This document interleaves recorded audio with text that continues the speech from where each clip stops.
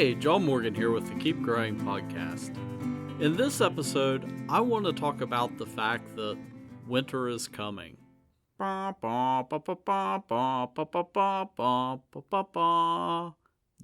I don't have the rights to use the actual music. Okay, so yeah, here in our area, we've already had a few frosts and, well, a pretty cold night that led to, a killing freeze. Tender perennials like hostas, they've died back now for winter. In this episode, I want to talk about winterizing your garden. Even though the growing season's over, there's still a lot of tasks that you can do now that'll help you out later on in the springtime. It's like do a little bit of work now, and it'll pay off later. First up, when it comes to putting your garden to bed, is obviously removing the dead plant material. So I mentioned hostas. This time of year, once they've died back, they're a little squidgy right now, but it's the best time to cut them out, stick them in a bucket, take them out to the compost bin, and compost them. And while you're out there, it's also a good idea to give your compost one last really good turn before wintertime. Because composting during the winter, the activity in the compost pile kind of slows down. While you're out there turning your compost, if you've got some really nice ready compost, now's a good time to spread it onto your flower beds and your garden beds, because it'll give it time to kind of leach into the soil and get all those nutrients into the soil and get that ready for the next year. And along with that, now's a good time to put a layer of mulch over your beds. So a layer of compost, then a layer of mulch over top of that, and you're kind of tucking everything into bed for winter. And as you're mulching your beds and cleaning out the dead plant material, you also want to weed. Now is the perfect time to get rid of weeds. It's also a great time to divide up your perennials. So if you've got those hostas that need to be divided, now's a great time to dig them up and do that. It's also a great time to trim back perennials, but not all perennials need to be trimmed in the fall. In fact, there's some perennials that look great during the wintertime with just their dead stems left behind. So things like echinacea, butterfly bush, those add a lot of interest to the garden in the wintertime. And then they also, like in the case of echinacea, it provides some seeds for birds. So they'll get in there and pick those seeds out. I don't know if you've ever dealt with dried echinacea, cleaning it out of the flower bed, but yikes. If you don't have gloves on, those are some prickly things to deal with. Another one of those is Russian sage. So you can let it kind of die back and then leave it there and then trim it back in the springtime. Usually its stems don't die back all the way, so you kind of have to do kind of a surgical operation in the springtime when it comes to trimming it back. Also right now is the best time of the year to be planting spring bulbs. So you can plant them now, and then once the temperatures warm up in the springtime, they'll sprout. So things like daffodils and crocus can be planted right now. And if you're like me and really forgetful, you'll plant them. And probably by March, when they're going to sprout, you'll have absolutely no idea where you planted them, or even that you planted them at all. Yeah, it'll be a nice spring surprise. With planting your fall bulbs, usually, for me anyway, that's one of the last things that I do in the fall. Before you put your tools away for winter, it's really a great idea to give them a good cleaning. Cleaning your tools with soap and water, that prevents any disease. And it also gets dirt off of them, which dirt inside your garage or wherever, it's not great. But it can also attract moisture, which can lead to rust in your tools. And along those same lines, it's a great idea to give your tools a sharpen. That's just one less thing that you don't have to do in the springtime. And then after you finish sharpening them, give them a good rubbing down with oil, and that'll prevent rust. So, back in the day when I was little, I used to love reading DIY books. And I think that's partly why I enjoy gardening now, and I'm kind of a do-it-yourselfer. Like, I used to just sit down and read DIY books.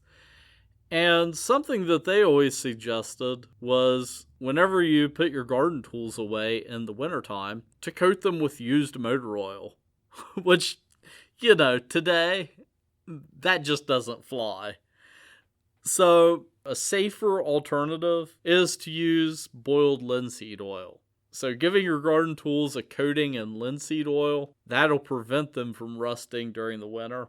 Another option, and this goes back to the used motor oil, something that those DIY books suggested was taking a bucket in your garage and filling it up with sand, soak that sand with linseed oil, and then stick your tools down in it. So like a shovel, you can shove down into it. Then you've got that oil in there, and it's also kind of a nifty holder. And then also during the year, whenever you're using your tools and putting them away, you can shove your shovel or whatever down into that bucket of sand. It'll also kind of act as a cleaner. The abrasiveness of the sand will pull off any dirt or anything like that that's left on it.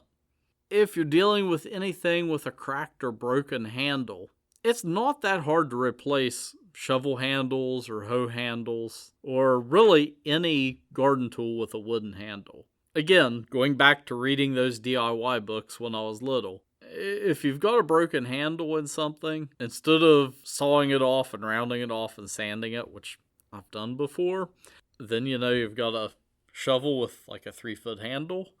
They're easy to replace, and you can go to most hardware stores and pick up replacement handles. If you need to, consult a YouTube video. I mean, there's hundreds of YouTube videos out there on everything from shovel handles to axe handles. Now, axe handles, they're a little bit more complex in how you do it. You have to drive in wedges and all that. With the vegetable garden, planting cover crops. So, I'm talking more of like a large, like Victory style garden, because that's what I grow. But even if you have raised beds, you can plant a cover crop on them. So things like winter wheat make a great cover crop. Clover is a good cover crop. And then also buckwheat is another good cover crop. Something that I did this last summer is I really didn't have time to garden this last summer because of some travel plans that I had and also working on remodeling my house. So I planted my entire garden in buckwheat. A few weeks ago, I mowed it down for the winter, and that knocked off a lot of seed, and now that seed's starting to sprout, and that's going to act as a cover crop throughout the winter. And then probably March or so, whenever the garden starts to dry out, that's when I'm going to get in and start tilling it to really kill back that buckwheat and start to work in all that buckwheat into the soil. Cover crops, they do a lot of great things. One is they add nutrition back into the soil. So if you're growing something like clover, it's going to add nitrogen back into the soil. I grew buckwheat specifically because it has really deep roots. So it kind of acts like nature's rototiller. It's digging down and helping loosen up that deep soil. Where I use a rototiller, problem that I always deal with is... there's a few different terms for it, but the term I always see most often is rototiller hardpan. Basically where your tiller only digs down to a certain depth. Down below that, it can start to get compacted. So if you don't do something to really dig down deep and till that up, you can actually end up with a layer down underneath of where you till that gets really compacted, and that prevents roots from going deep. So that can hinder things like carrots from growing well in your garden. Fall is also the time to test your garden soil. Right now is really the best time to get kind of a baseline measurement of the nutrition in your soil. And on our website, over at bobsmarket.com, I did a series on testing your garden soil. And I also on YouTube did a video about doing soil testing. Speaking of gardens, if you've got a large, like Victory style garden, a lot of people will burn things like your corn stalks and garden scraps and things like that this time of year. If you've got a larger garden and you're pruning and you have a lot of yard waste, there's nothing more fun in the fall than having a nice bonfire. But you do want to check with your local laws. I know here in our area we had a really dry October, and there was a burning ban in West Virginia. So if you are going to be burning in your garden, you want to make sure that you check with the laws to make sure, that you're not breaking any state or even local ordinances. But if you do burn in your garden, something that I learned by mistake a long time ago is if you burn a brush pile or something like that, you want to make sure you spread out those ashes. Because burning in your garden, those ashes that get left behind, it's potash. So it's high in potassium, and if you leave it all right there in one area, it's going to really create a high concentration right in that one area. And it can actually stunt your plant's growth in that area. The year where I learned from my mistake with that is I had pruned all the apple trees around my house that year. And I had just this huge pile of apple tree limbs. I burnt all of them, and I just left the ashes right there in one spot, tilled over that area the next spring, and planted green beans in that area. So I have 4 rows of green beans. And right smack in the middle of my green beans, where I had that burn pile, not a single bean sprouted. The concentration of potash in that area was just so high that it just killed them. So if you do burn like that, you want to make sure you spread out the ashes and really mix it in throughout the whole garden. Alright, so the last thing that I want to talk about is lawn care. And I kind of moved it to the last because I'm not a fan of mowing grass. My yard, it takes about 2 hours to mow. It's a pain in the butt just sitting there going around in circles on the riding lawnmower for 2 hours each week. That's 2 hours that I could be spending doing something else.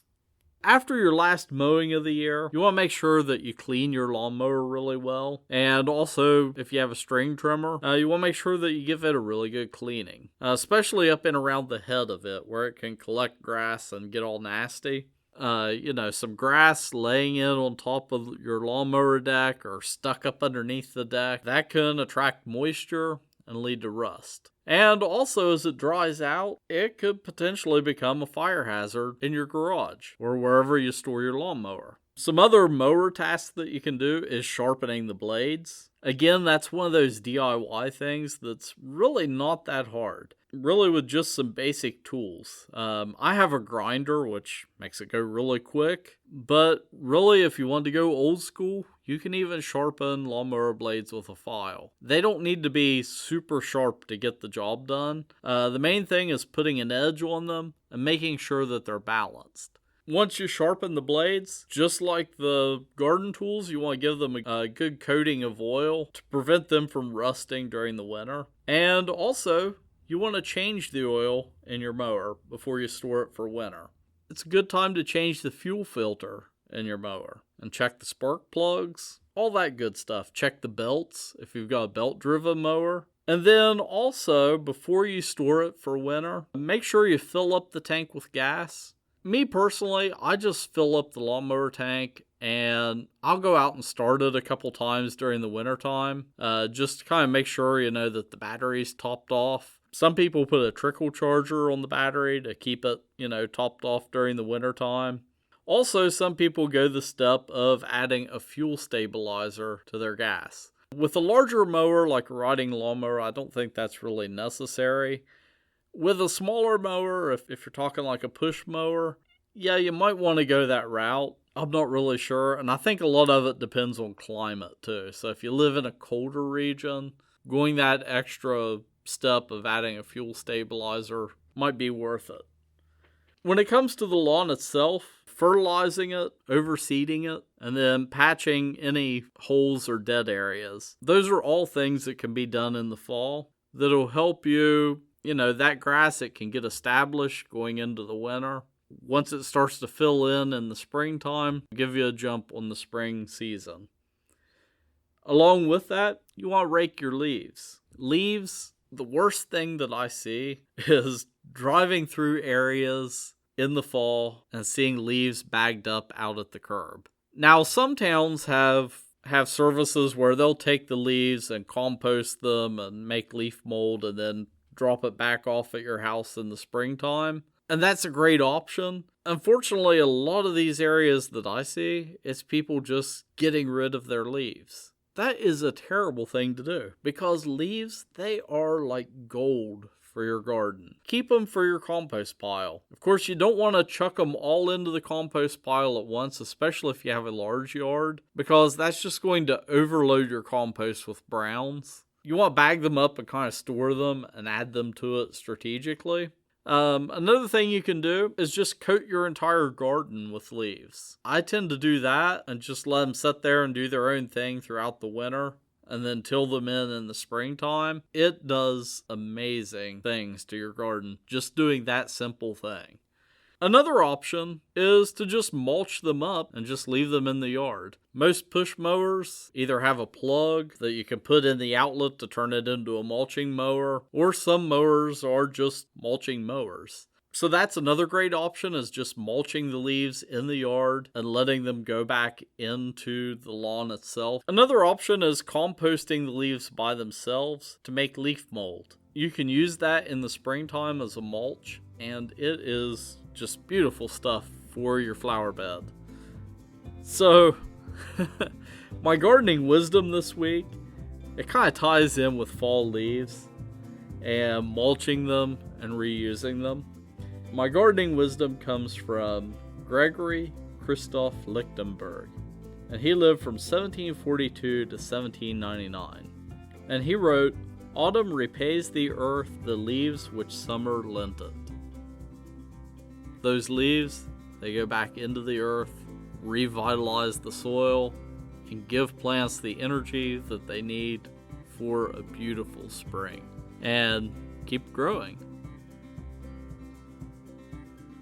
So if you have any questions, comments, or smart remarks, feel free to shoot me an email at keepgrowing@bobsmarket.com.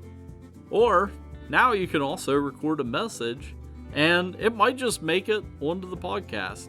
And you can do that over at anchor.fm/keepgrowing. Also, you can head over to bobsmarket.com/keepgrowing for full show notes. And you can learn more about Bob's Market and greenhouses, of course, by visiting us at bobsmarket.com. And you can also find us on social media at Bob's Market. And the music in this week's episode is by Silent Partner.